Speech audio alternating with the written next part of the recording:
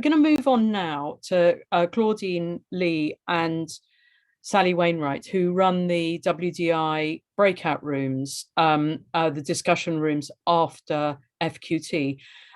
They have brought the thing from just an idea, really, that was sort of we started to an actual fully functioning place that women can go to. It's no mean feat because it's really complicated, but I'm so pleased to hear from you, and over to you. Thanks very much, Joe. Well, I'll say a little bit about how we set them up and how we manage them, which is the boring bit, and then Claudine will tell you more about what we've really achieved.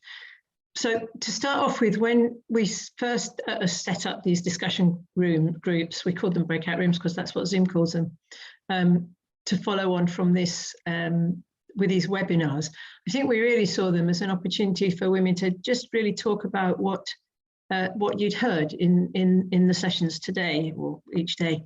And it very quickly became obvious that we were starting to do a little bit more than that, but it didn't cross my mind at all that we would end up building this enormous, successful, vibrant international community of women, which is actually what it's turned into.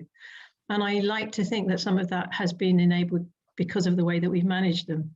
So a lot of the management of these rooms has been a question of finding a balance between different tensions. So, for example, at the beginning, women were saying, well, there aren't moderators in the rooms. We should have moderators because that's what we were used to.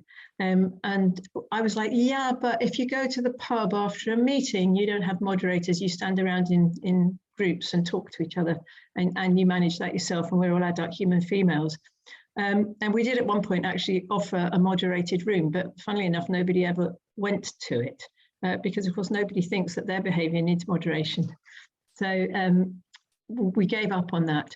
It did become obvious that, I don't know if it's still so true today or whether it was just true when we were less used to using Zoom, but it did become obvious that some women lost all inhibitions on Zoom and some behaviours were a bit unacceptable, really.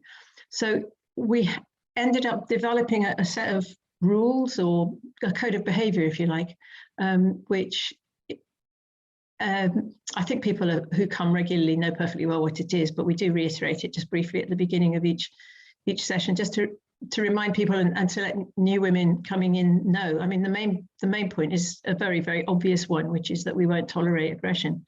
And there had been early on some, as I say, some unacceptable behaviour which we had to deal with. And there's much, much less of that now. But there is an opportunity to call for the host to come along and join in if there's a problem going on, and I think that's quite useful. And I'm pleased that I think women trust us. I don't know, those of you who are listening to this who are in the breakout rooms, it'd be interesting to see whether you agree with what I'm saying or not. So I think there's really three things that have made the rooms the success that they are, in no particular order. Well, I've started to talk about a code of conduct. The main point is that we wanted to make it a friendly space, but one that was a safe and women-only space. And so one of those things, as I said, was just making sure that people kept within sort of the normal bounds of polite behaviour that you would expect face-to-face, which sometimes went by the board online. The second thing is the sort of security. How do we make sure it's a safe women-only space? And this is actually an issue that's come up a little bit in the last week or so. And what we've done in the past is to say that people have to have their videos on pretty well all the time, or at least until we're certain that we know who they are, so that we can make sure that it is women and that there's only women in the space and so on. And that's very important, I think. And also, I feel that having videos on is more than just about safety and security and making sure that we know that we're talking to women. It's also about being able to develop those relationships, those friendships, those connections, because it's much easier to do it when you can see who you're speaking with. And again, if we were in the pub after a meeting, we would all be able to see who we were speaking to. And I like to try as far as possible to generate that kind of sense and feeling. So we say, go into a room, but if you get bored with the conversation, or there's a friend of yours in a different room, you're not obliged to stay there. Just wander around the rooms and join in and talk to other people if that's what you want to do. And certainly there's some folk who definitely do that.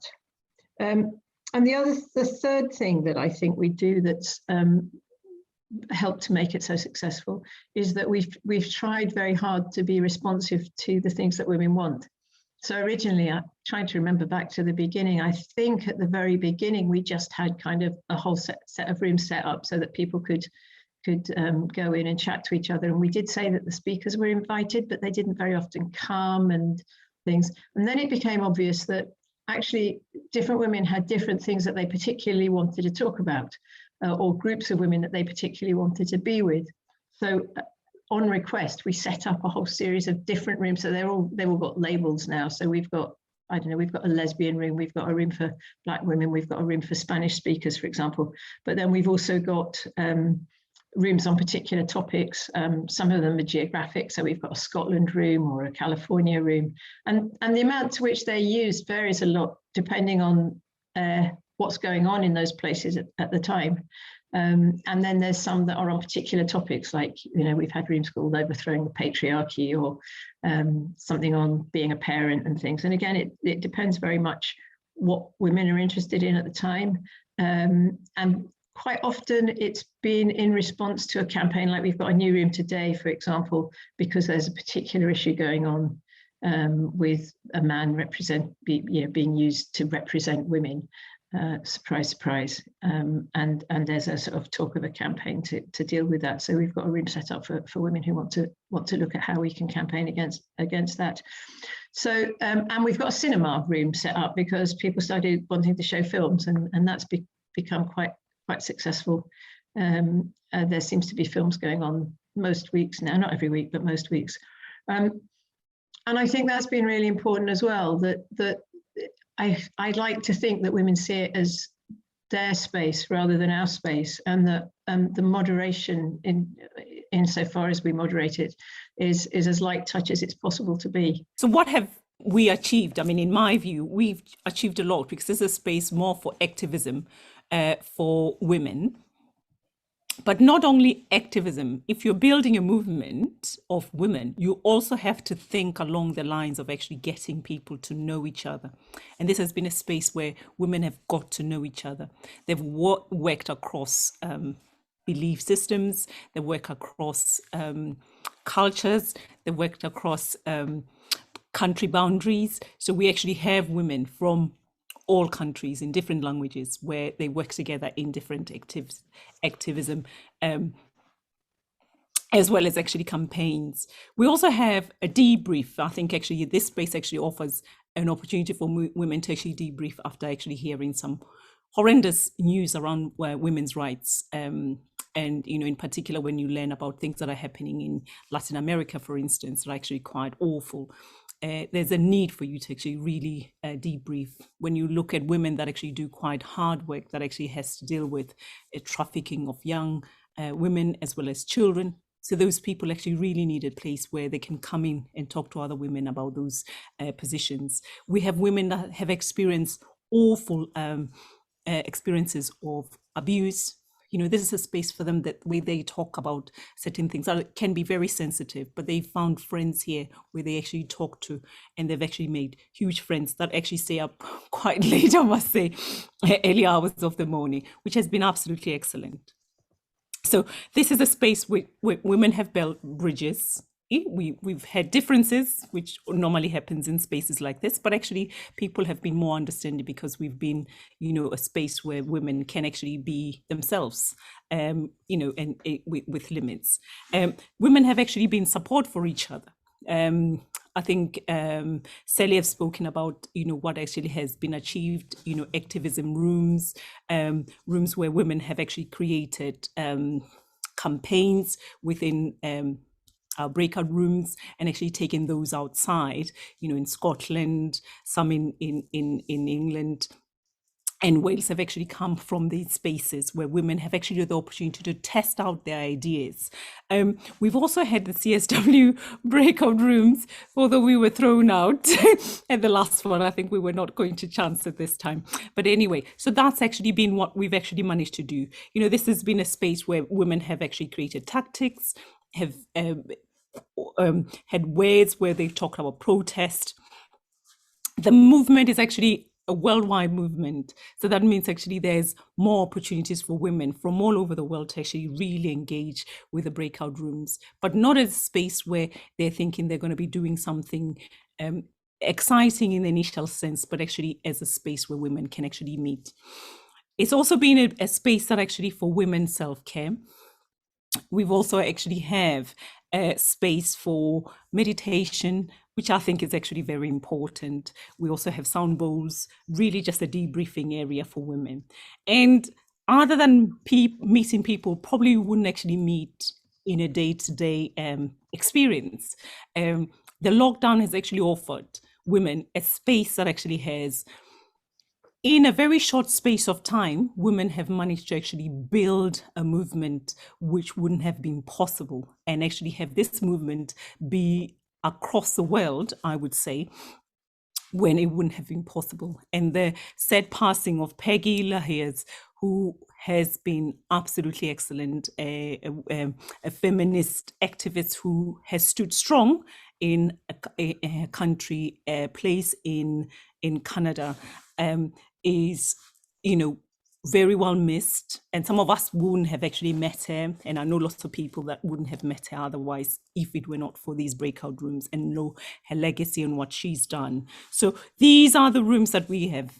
They are there for women to use. What does the future hold for the rooms? In my view, this is actually even more opportunity for you guys to actually get involved. Think about the things that you want to achieve. What have we not been able to reach? Can we reach that? Can we build a huge movement? Can we plan here to actually create the next MPs, the next councillors, the next politicians that actually can come up from these rooms that will actually be standing for women's sex-based rights, not what's actually happening in our country, you know, our countries, how each country is actually being impacted by the gender ideology that actually doesn't actually stand, you know, when it's actually the light is shown on it, it's not standing for you know, under scrutiny. So it doesn't actually stand under scrutiny. So it's actually very important for women to be very active and find a space like the breakout rooms that we offer here.